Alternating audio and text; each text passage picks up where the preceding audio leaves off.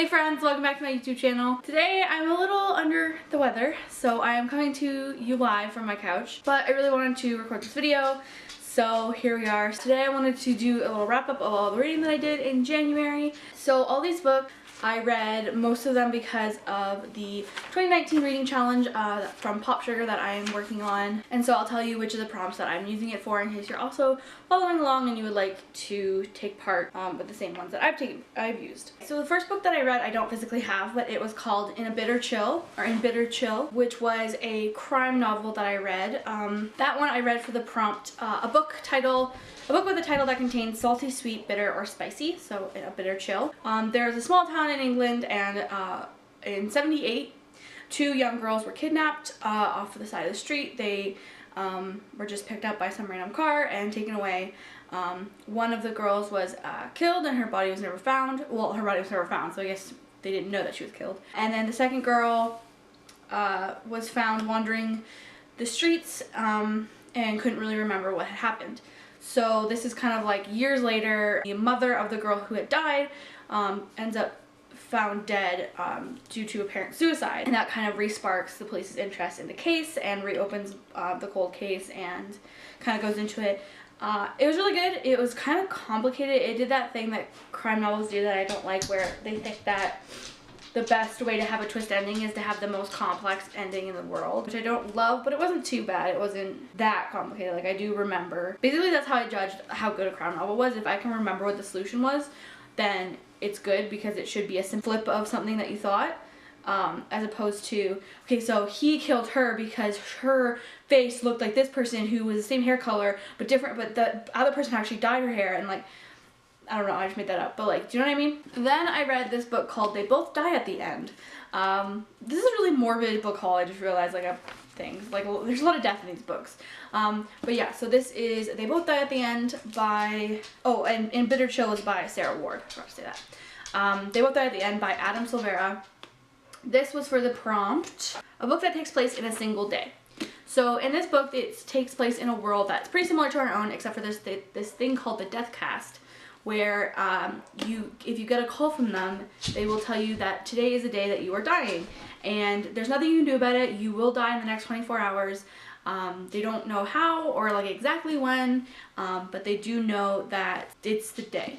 So basically, these two people who don't know each other at the beginning of the story both received their call telling them that they're going to die that day. They're both like pretty young, so it's really out of the blue. It's not like they're like sick or anything. And they use this app called Last Friend, where it's literally an app made for people who got their call and want to spend the last day with someone. So they end up meeting up, spending their last day together and kind of getting to know each other. I really, really enjoyed this book, actually. It was very sad, obviously, but I kind of knew that going in, considering it's called They Both Die at the End. Like, I was not surprised by anything that happened. I was just sad by it. But yeah, I actually do really recommend it, as long as you can handle a lot of talk about death. So yeah, it's definitely a very interesting, like, kind of alternate universe. I also kind of like how they don't really address what Deathcast is or how they know what they know. It's just kind of like, this is a thing that's in the society. It's not the point of the story. These people are the point of the story. This is kind of just like a framing device. And we're not going to pretend like it's something else. The next book I read was The Wisdom of Sally Red Shoes by Ruth Hogan. This one I read because of the prompt, a book with an item of clothing or accessory on the cover. So I don't know if you can like super see that very well, but there is red shoes on the cover. So I consider that to be an accessory, and so I read this one. This book is about a woman who, it doesn't really say in the description, so I won't give it away, but she has a tragic event happen to her in her past, and she's trying to kind of cope with the grief and trauma of that experience. And she ends up meeting these two women in her town. One is she calls Sally Red Shoes. She doesn't actually know her name, but she calls her Sally Red Shoes because she wears red shoes.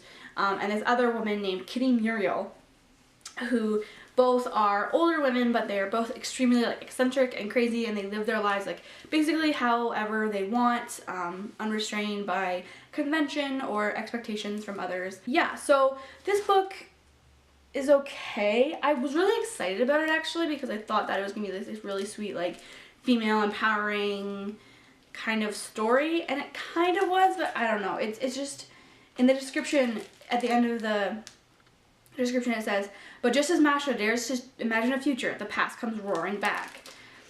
but the book kind of ends before that. Like, it just kind of implies that the past is gonna come roaring back, and like this is how it's gonna come roaring back, but the book ends before she actually faces it, if that makes any sense, without like giving too much away. So I found the ending to be extremely disappointing. I always find endings that are kind of vague to be disappointing, but if you don't mind that, it was a pretty good book. The characters were very lovable, and you really root for the main character because she's just so sad and you just want her to stop being so sad. The next book I read was an ebook, and it was Why Didn't They Ask Evans by Agatha Christie. This is my first Agatha Christie novel. I decided that I wanted to give her a shot because I love mystery, and she is known as the queen of mystery, and so I read Why Didn't They Ask Evans. And basically this is a book about a man named Bobby who is golfing with his friend one day, and they hear a scream from the distance, and so they follow it, and they see that someone has fallen off of a cliff on the golf course and has seemingly passed away. So they climb down the cliff to him, and the guy he's with is actually a doctor, so he starts checking his vitals, and he is alive but like barely clinging on, and so he decides, the doctor says, you stay here with him, I'm gonna go and get more help. And like, so the guy Bobby is staying is just kind of standing there watching, and the man suddenly jumps up and says, why didn't they ask Evans, and then died. And so the mystery is kind of all about like, what does that even mean, and who was this man, and why did he get pushed off the cliff, or did he just fall? Like, it is a pretty dangerous area, but like also, you know, I really enjoyed the characters for sure. The story was okay. It wasn't like the strongest mystery I've ever read in my life, but I kind of would like it to like your Nancy Drew, where it's pretty straightforward, but it's a nice easy read that you read it more for the characters more than like the ultimate twist at the end. So yeah, I really did enjoy it. The last book that I finished in January was The Last Wish of Sasha Cade. Again, super morbid and depressing, but basically this book is about a girl whose best friend dies of cancer when she is only 16 or 17. So yeah, super depressing, but basically just after the funeral of her friend, she receives a letter, and it's from her friend who wrote it a couple months before she passed away because she had terminal cancer, so she knew she was gonna die. And she's basically set up this little like scavenger hunt adventure thing for her sister, or for her friend, sorry. And the mystery adventure involves another person that is this like basically cute guy that she's never met before, and she goes on this great adventure with him trying to honor her best friend's wishes. It was actually really good. I was actually kind of surprised by it because I expected to not like it as much, but it was really cute. It's like a yeah, it's just like a really cute little story with like the happiest ending you can get from a book that starts with someone dying. Like literally in the prologue is like all about how she actually dies. Yeah, there's a prologue that's like literally like, this is like the day of her death, that's how she died. And so yeah, it's a lot about grief and a lot about moving on without, you know, forgetting about the person that you have lost. So yeah, I read this one because of the prompt. Oh, it's by Cheyenne Young. I always forget that. And this is a book with a plant in the title or on the cover. So as you might have been able to see by now, there are flowers along the front of the book. But yeah, so that's why I read this one. And this book I'm actually in the middle of reading, and it has nothing to do with the reading challenge. And that is The Subtle Art of Not Giving a Fuck, a counterintuitive approach to living a good life by Mark Manson. This book was recommended to me by a bunch of people, including my therapist. So I'm giving it a shot. I bought it from Indigo, and so this is my copy. I probably should be taking notes and stuff in it since it's my copy and I can do that. But yeah, I'm about halfway done, so this will be in next month's for my review. But I just kind of wanted to mention it since I'm in the middle of reading it. So yeah, that is January's reading wrap up. Let me know what you guys think, what you guys have been reading this month.